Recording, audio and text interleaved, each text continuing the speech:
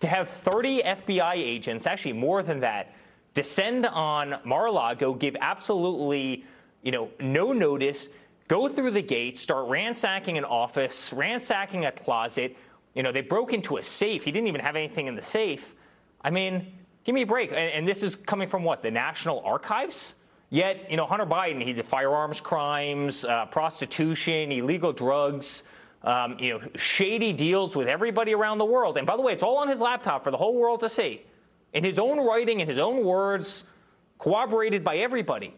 Where are these FBI agents? Where is everybody? Why is it that the arrows only fly at Donald Trump and his family? Why is it that the political persecution only goes one way in this country?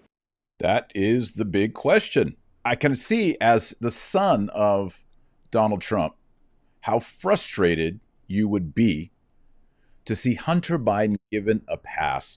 We're talking about smoking crack rock. We're talking about prostitutes, firearms, paying the big man, shady deals in Ukraine. Yeah, I said it. Chinese deals. It's bogus.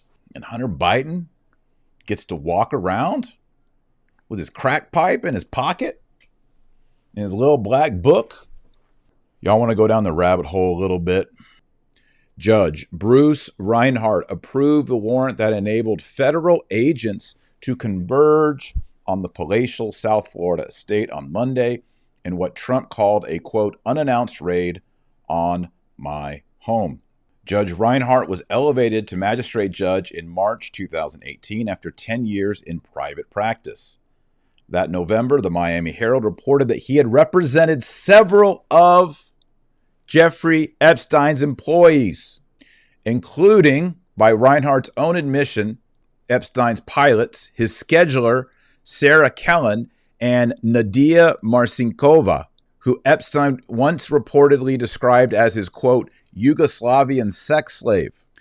So this is the judge who signed off on the raid. And the whole thing looks swampy.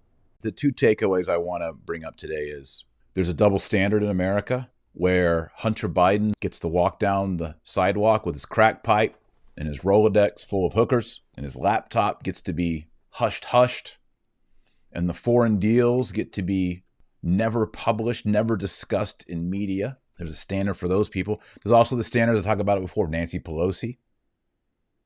Even in the Catholic Church, she and Joe Biden are devout Catholics.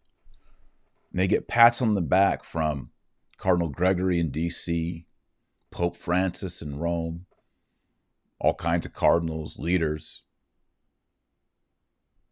And the ones that try to evangelize, hold the old Orthodox faith, hold on to a biblical worldview, they're the ones that get smacked around, disciplined. There's a whole double standard. You look at Twitter, there are people making death threats against Clarence Thomas after the Roe v. Wade overturn. Death threats. And yet if you get on there and you talk about a certain medical treatment from the last 2 years that was imposed by pharmaceuticals, or you talk about even wearing the mask, you can be canceled on social media like that, demonetized on platforms. That's the double standard. And then the second thing is, look at how they place judges. We have a guy who was protecting Jeffrey Pedo Epstein, working with that team, that group, and then he leaves private practice. He becomes a judge, and then someone calls him a favor and says, hey, we need a raid Donald Trump's house. Can you sign that warrant? And he goes, I got you, bro. You got me here. I'll do favors for you.